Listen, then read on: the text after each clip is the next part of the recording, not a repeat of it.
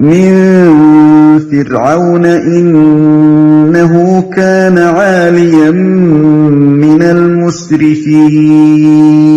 فرعون سے نجات دی جو حد سے گزر جانے والوں میں فی الواقع بڑے اونچے درجے کا آدمی تھا. اس میں ایک لطیف طنز ہے کفار قریش کے سرداروں پر. مطلب یہ ہے کہ حد بندگی سے تجاوز کر جانے والوں میں تمہارا مرتبہ اور مقام ہی کیا ہے. بڑے اونچے درجے کا سرکش تو وہ تھا جو اس وقت دنیا کی سب سے بڑی سلطنت کے تخت پر خدائی کا روپ دھارے بیٹھا تھا. اسے جب خس و خاشاک کی طرح بہا دیا گیا تو تمہاری کیا ہستی ہے کہ قہر الہی کے آگے ٹھہر سکو. وَلَقَدِ اخْتَرْنَاهُمْ عَلَى عِلْمٍ عَلَى الْعَالَمِينَ وَآتَيْنَاهُمْ مِنَ الْآيَاتِ مَا فِيهِ بَلَاءٌ مُبِينٌ. اور ان کی حالت جانتے ہوئے ان کو دنیا کی دوسری قوموں پر ترجیح دی اور انہیں ایسی نشانیاں دکھائیں جن میں صریح آزمائش تھی. دوسری قوموں پر ترجیح دی یعنی بنی اسرائیل کی خوبیاں اور کمزوریاں دونوں اللہ پر عیاں تھیں. اس نے بے دیکھے بھالے ان کا انتخاب اندھا دھند نہیں کر لیا تھا.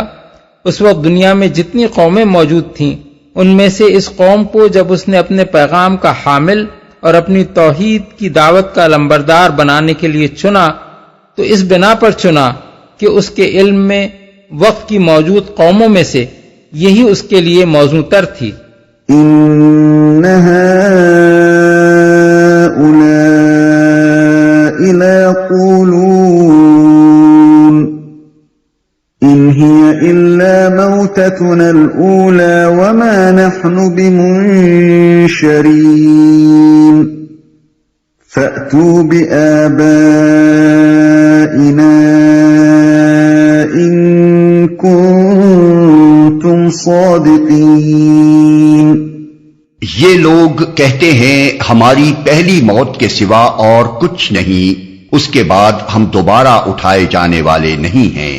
اگر تم سچے ہو تو اٹھا لاؤ ہمارے باپ دادا کو.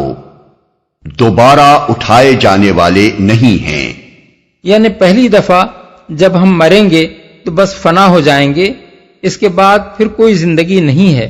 پہلی موت کے الفاظ سے یہ لازم نہیں آتا کہ اس کے بعد کوئی دوسری موت بھی ہو.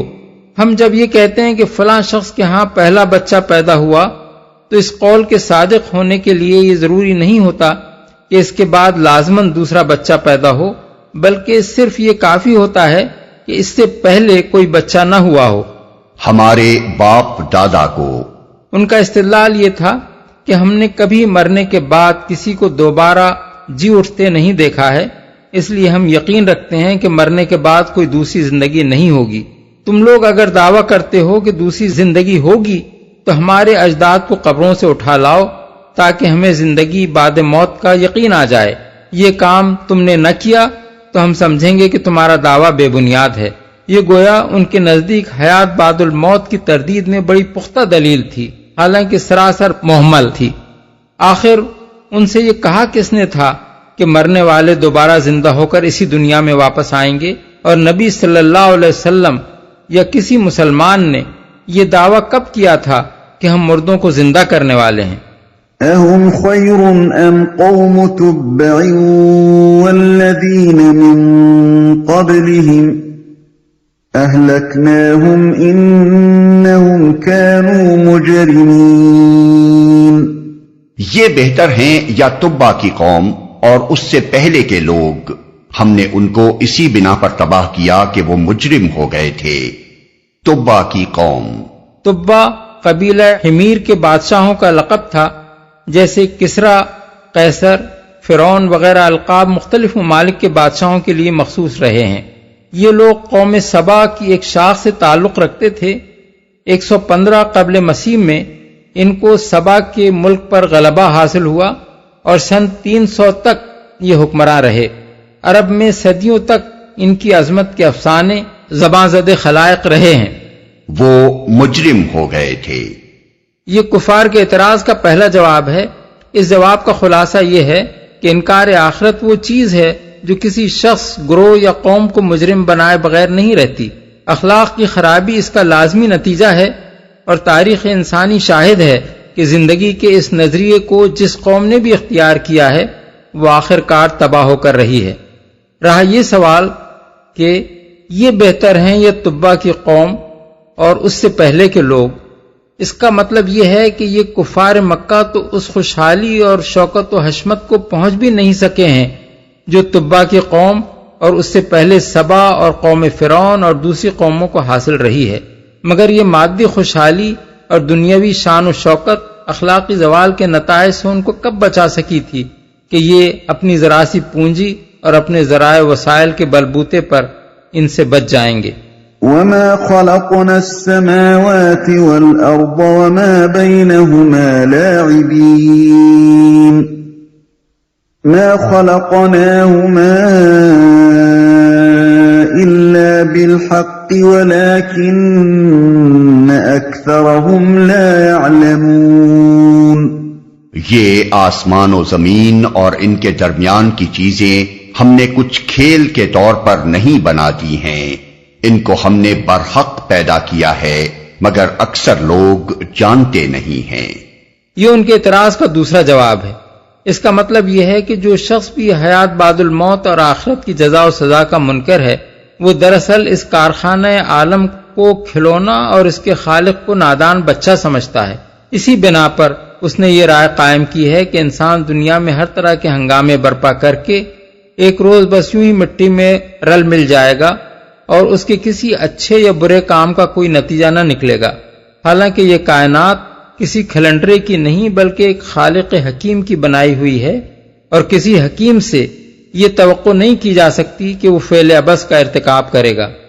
انکار آخرت کے جواب میں یہ استدلال قرآن مجید میں متعدد مقامات پر کیا گیا ہے اور ہم اس کی مفصل تشریح کر چکے ہیں۔ إن يوم الفصل ميقاتهم أجمعين يوم لا يغني مولا عن مولا شيئا ولا هم ينصرون إلا من رحم الله إنه هو العزيز الرحيم۔ ان سب کے اٹھائے جانے کے لیے طے شدہ وقت فیصلے کا دن ہے، وہ دن جب کوئی عزیز قریب اپنے کسی عزیز قریب کے کچھ بھی کام نہ آئے گا اور نہ کہیں سے انہیں کوئی مدد پہنچے گی سوائے اس کے کہ اللہ ہی کسی پر رحم کرے، وہ زبردست اور رحیم ہے۔ طے شدہ وقت فیصلے کا دن ہے۔ یہ ان کے اس مطالبے کا جواب ہے کہ اٹھا لاؤ ہمارے باپ دادا کو اگر تم سچے ہو۔ مطلب یہ ہے کہ زندگی بعد موت کوئی تماشا تو نہیں ہے کہ جہاں کوئی اس سے انکار کرے فوراً ایک مردہ قبرستان سے اٹھا کر اس کے سامنے لا کھڑا کیا جائے۔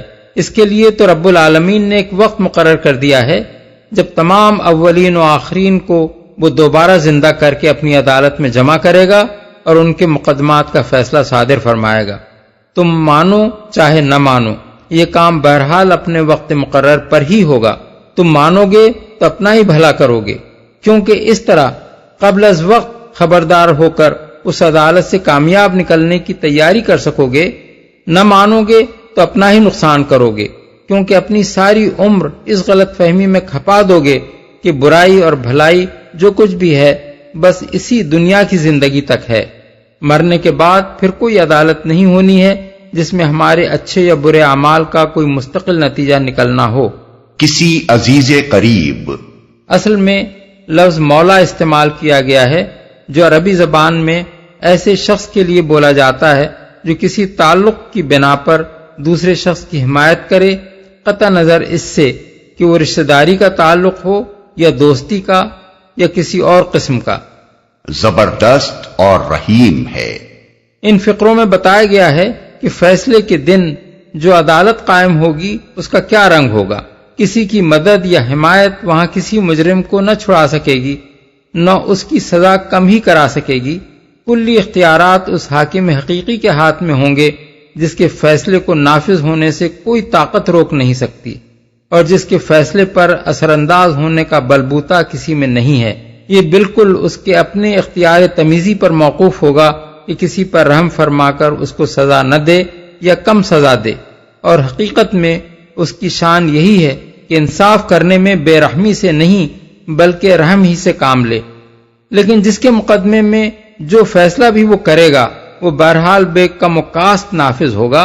عدالت الہی کی یہ کیفیت بیان کرنے کے بعد آگے کے چند فقروں میں بتایا گیا ہے کہ اس عدالت میں جو لوگ مجرم ثابت ہوں گے ان کا انجام کیا ہوگا، اور جن لوگوں کے بارے میں یہ ثابت ہو جائے گا کہ وہ دنیا میں خدا سے ڈر کر نافرمانیوں سے پرہیز کرتے رہے تھے، ان کو کن انعامات سے سرفراز کیا جائے گا۔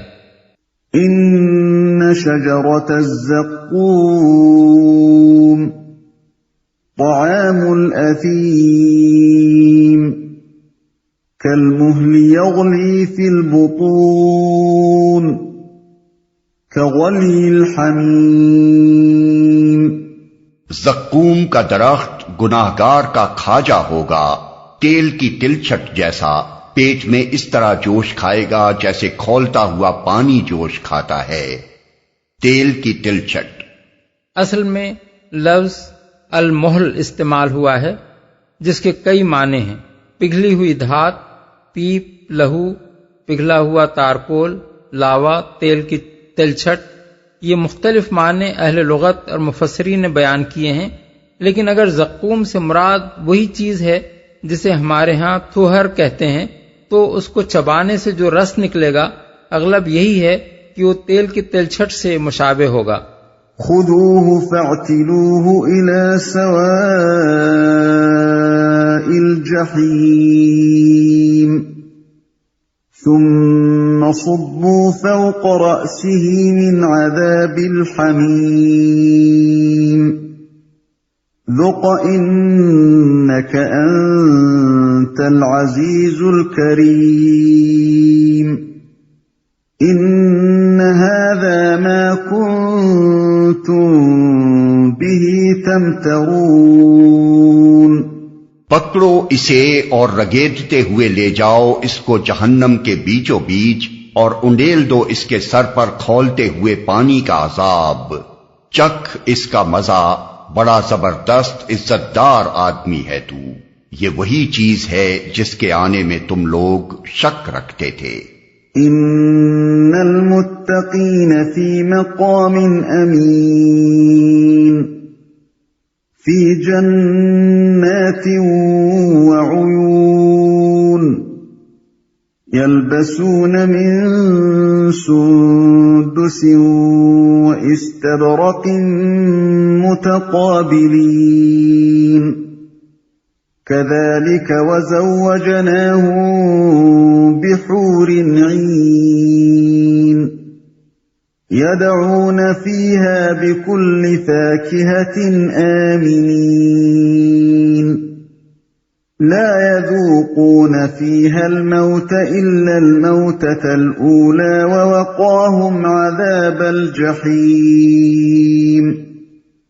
فضلا من ربك ذلك هو الفوز العظیم۔ خدا ترس لوگ امن کی جگہ میں ہوں گے، باغوں اور چشموں میں حریر و دیبا کے لباس پہنے آمنے سامنے بیٹھے ہوں گے، یہ ہوگی ان کی شان، اور ہم گوری گوری آہو چشم عورتیں ان سے بیاہ دیں گے۔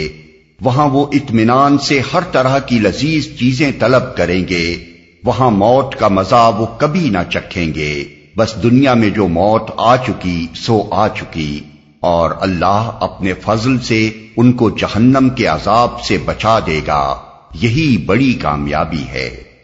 امن کی جگہ میں، امن کی جگہ سے مراد ایسی جگہ ہے جہاں کسی قسم کا کھٹکا نہ ہو، کوئی غم، کوئی پریشانی، کوئی خطرہ اور اندیشہ، کوئی مشقت اور تکلیف لاحق نہ ہو۔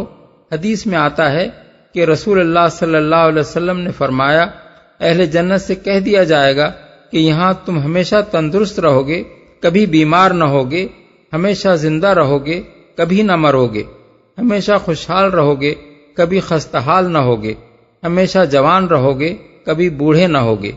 مسلم بروایت ابو ہریرہ و ابو سعید خدری۔ حریر و دیبا اصل میں سندس اور استبرق کے الفاظ استعمال ہوئے ہیں۔ سندس عربی زبان میں باریک ریشمی کپڑے کو کہتے ہیں اور استبرق فارسی لفظ ستبر کا معرب ہے اور یہ دبیز ریشمی کپڑے کے لیے استعمال ہوتا ہے۔ آہو چشم عورتیں، اصل الفاظ ہیں حور عین۔ حور جمع ہے حورا کی، اور حورا عربی زبان میں گوری عورت کو کہتے ہیں، اور عین جمع ہے عینا کی، اور یہ لفظ بڑی بڑی آنکھوں والی عورت کے لیے بولا جاتا ہے۔ لذیذ چیزیں طلب کریں گے۔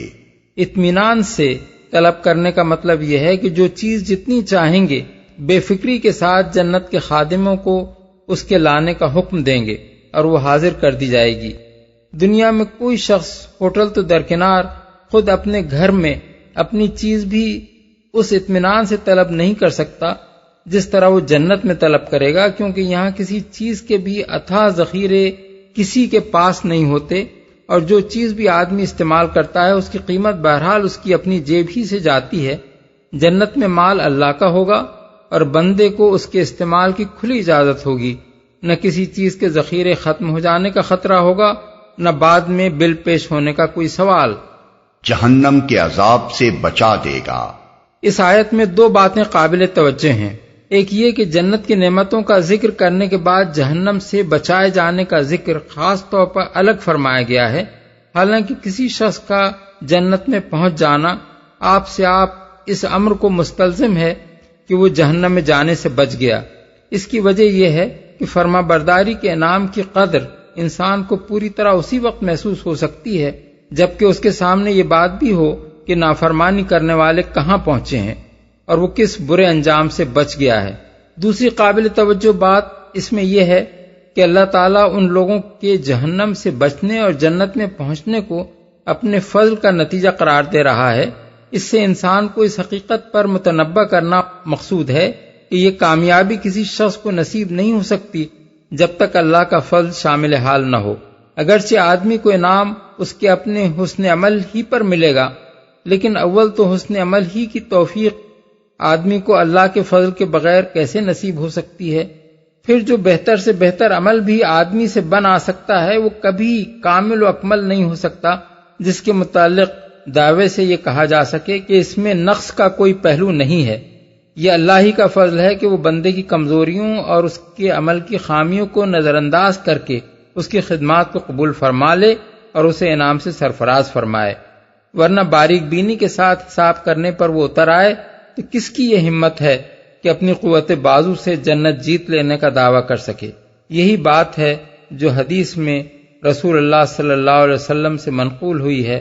آپ نے فرمایا، اے ملو وسددوا وقاربوا وَاعْلَمُوا أَنَّ أَحَدًا لَن يَدْخُلَهُ عَمَلُهُ الْجَنَّةَ، عمل کرو اور اپنی حد استطاعت تک زیادہ سے زیادہ ٹھیک کام کرنے کی کوشش کرو، مگر یہ جان لو کہ کسی شخص کو محض اس کا عمل ہی جنت میں نہ داخل کر دے گا۔